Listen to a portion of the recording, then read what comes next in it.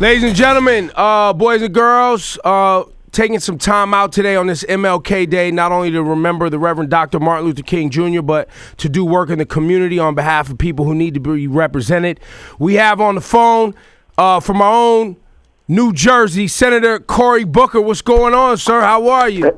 I'm doing great. Happy King Day. Thank you very much for all you're doing to lift King's voice, not just today, but the spirit of King and so much of what you all do. So thank you for having me. No, it's our pleasure. First, I want to salute you for the work I saw you do in the, I guess, the hearing and the questioning of what's to be part of or could be part of Donald Trump's cabinet with Senator Sessions and making sure that his racist behavior of the past is known and that we fight to make sure more racists don't become part of our our future. I appreciate what I saw, the work I saw you doing up there. No, I appreciate you saying that. Look, the reality is Jeff Sessions is a guy that has spoken out against Obama's Justice Department's efforts to protect gay and lesbian, bisexual, transgender folks, to protect voting rights, even spoken out against them doing things in cities like Chicago to make sure that there's police accountability.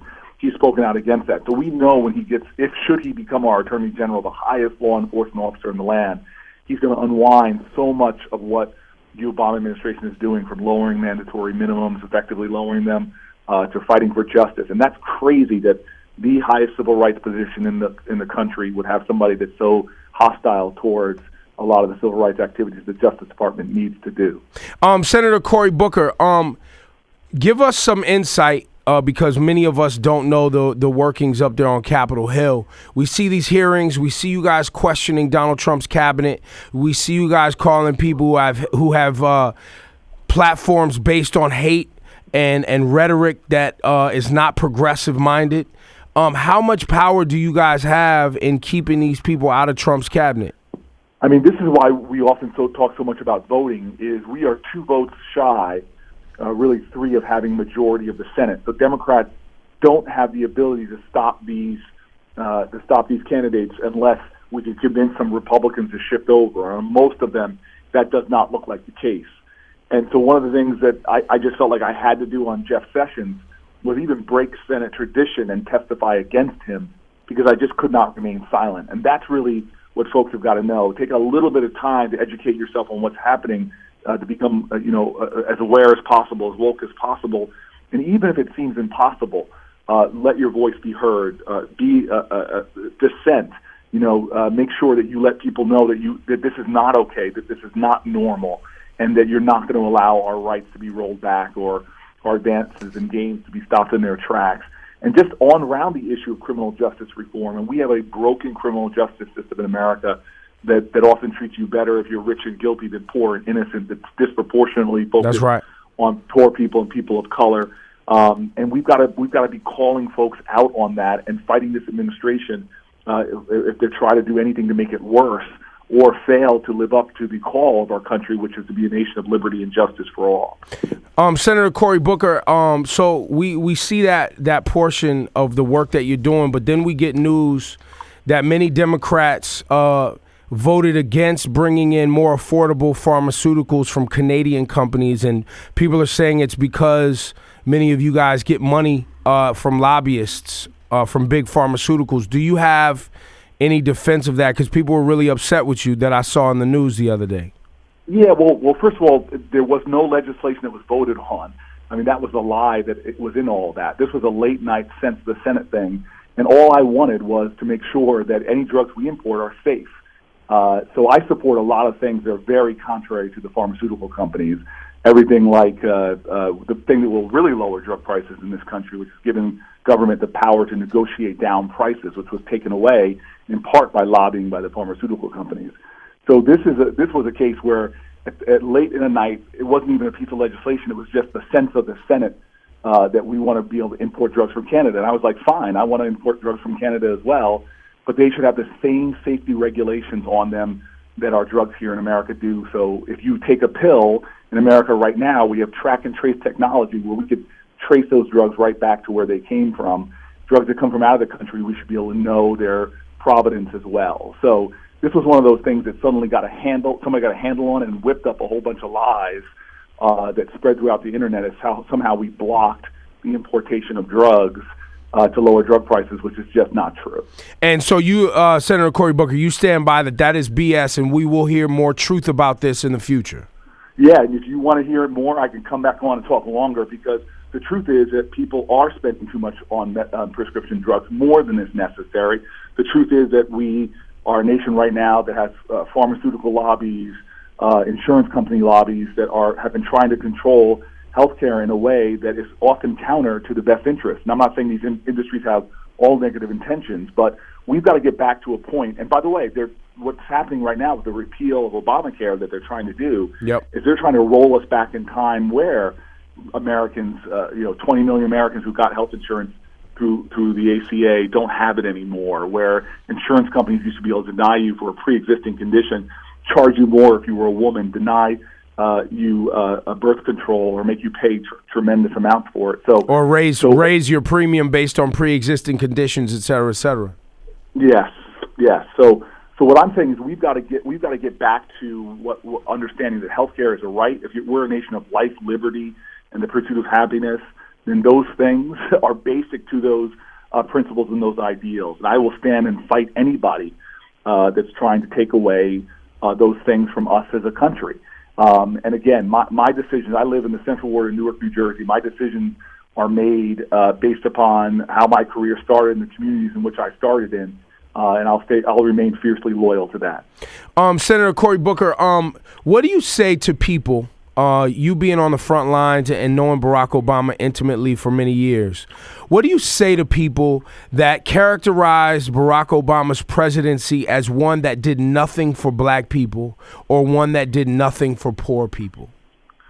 That kills me. Go through this. That kills me. I'm sorry. We're in a tunnel with bad reception.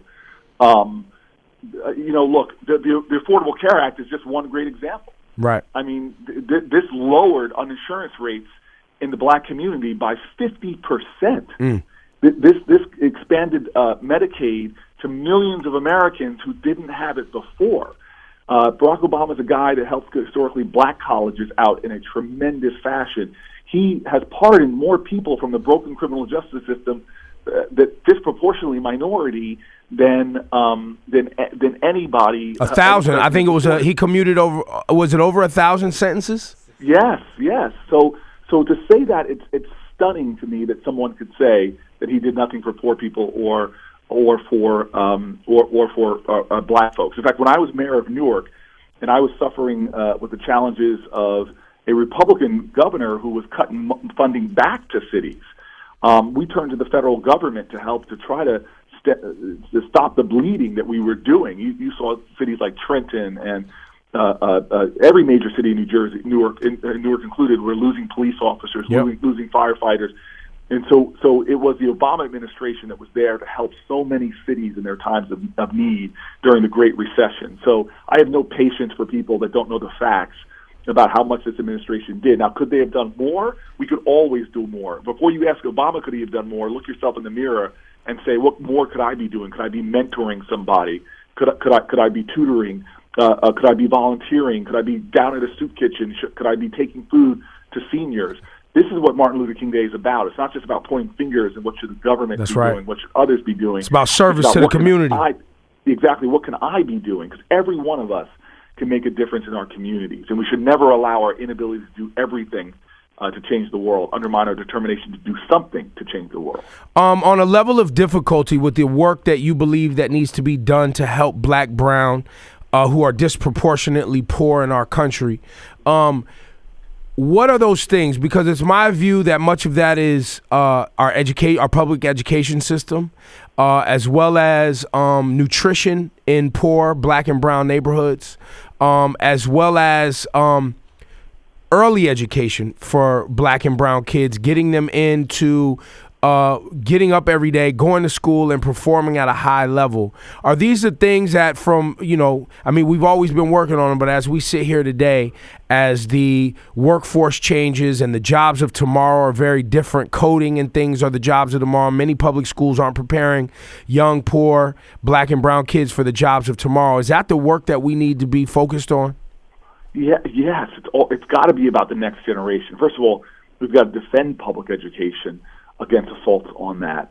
But really, I love how you put nutrition in there, because we have serious health issues in our communities, and leading cause of death.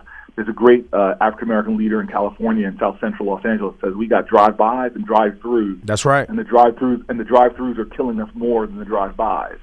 And the access to healthy foods is such an important part within our community. There's so much data upon how children learn, being based upon so much about what they eat and how they eat. And so that's something, big part of my agenda when I was mayor, starting urban farms and opening new supermarkets. And we've just got to have a focus in our communities about nutritional health and not eating the kind of foods that are high caloric, sugary foods that have no nutritional value, as opposed to the kind of things that really will fuel our minds. And then I want to add to that, because we have, again, this new EPA nominee who is not going to be the kind of person fighting for environmental justice, which we need to be fought for. And again, I just use my experience working in New Jersey cities. We have the Passaic River cutting through our cities, which is polluted with dioxins that are cancerous. We have a Superfund site right sitting on one of our cities, which children born around Superfund sites have higher rates of learning disabilities and autism. We have toxic air, that's epidemic asthma rates, in a lot of our cities. In Newark, it's 3 times higher than many of the suburbs. You have even the soil. When we planted all those urban gardens, because I wanted to give ex-offenders jobs when they came back and grow fresh fruits and vegetables, they wouldn't let us plant in the ground because they said it was contaminated. Too contaminated. And those behavioral problems, and we talk about it on this show a lot, those behavioral problems in the youth and those developmental issues in our babies, those are the kids that will be on the pipeline to be in prison because they have behavioral problems. And when they can't get medication and they turn 18, those are the kids that end up in our penitentiary system serving up cheap labor, slave labor on behalf of these corporations. And I love what you say that, because the private prison industry, people are profiting off of not the failures within many African-American communities, but our collective failure as a society to address these environmental conditions, nutritional conditions. Just take the lead epidemic in America right now, which is still an epidemic. Lead is directly correlated with criminality, because when you have elevated blood lead levels, it undermines your executive function, the kind of things that stop you from acting on impulse and doing many of the things that causes the criminality. And so when you have lead in the soil, lead in the water, lead in the air because of paint chips that haven't been removed, and then you want to blame parents for the health challenges and often mental health challenges of their kids, that's unacceptable to me. Right, and the kids are emotionally unstable. It's a trick bag. Senator Cory Booker, on this MLK Day, as we remember the work and just the presence of mind of the Reverend Dr. Martin Luther King Jr. And while a lot of times we hear his I Have a Dream speech, I don't believe enough attention is paid to his I've Been to the Mountaintop speech, his final speech, where not only did you hear his belief that we would still overcome and there was a lot of work to do, but you also heard in his voice in that speech the awareness that he may not make it with us, and that it felt like he knew he would be killed. I'm sure, Cory Booker, you're familiar with that speech. Absolutely. What is your interpretation of what Martin Luther King Jr. would have been today? Because yes, we all have hope. Yes, we all have a dream. Yes, we are all Americans. But many of us feel like there's a plot for us to die based on everything that you just talked about. Where do you feel MLK would be today? Well, first of all, people forget that Martin Luther King was a radical, and he really disturbed the comfortable. The next march he was planning was a march for economic justice. Ooh. March on Washington, actually, is Pillars of Economic Justice, but he was doing a Poor People's March on Washington. He was standing up against the war in the Vietnam War when it was unpopular to do so. So we have this problem, as Cornel West said, that we have this Santa Clausification of Martin Luther King.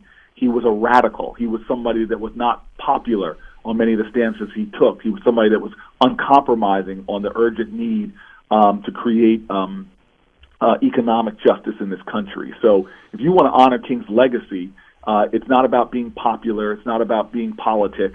It's about fighting for the rights of every American, understanding that if there's injustice anywhere, it's a threat to justice everywhere. And if there is no justice, should be no peace. To be a creative, constructive agitation all the time to bring about the kind of justice that we really need. And justice, what does justice look like? It looks like equality. What does justice look like? It looks like economic opportunity. What does justice look like? Fair access to health care. These are things that are fundamental to ideals of justice. So King would be tireless. He would still be working. He would still be fighting. He may not be a popular figure that we were putting on billboards or using for Madison Avenue commercials. What he would be somebody constantly pulling at the conscience of this country to do more, to be more, to live up to the promise that we say when we pledge allegiance to the flag, and all of us swear that oath that we'll be a country of liberty and justice for all. He would be struggling and suffering in that cause. And so to honor him is to do the same. Senator Cory Booker from our beloved Newark, New Jersey, state of New Jersey. Cory, we always love you for coming on Hot 97, man. We appreciate you so much. No, thank you for the candid questions. I appreciate you. No problem. Before I let you go, every day I get on this radio and I make it my point to remind everybody that I don't like Donald Trump. I don't like him. And not that I don't respect what his position will be, but I don't like how he got there on a path of divisiveness and hate. For the next 4 years, what should our work be to make sure that, obviously, I believe everybody wants more jobs and more work for everyone. So, yes, we want Trump to be successful in continuing to improve our economy. But in some regards, we can't endorse the people and some of the things that he stands for. Am I correct?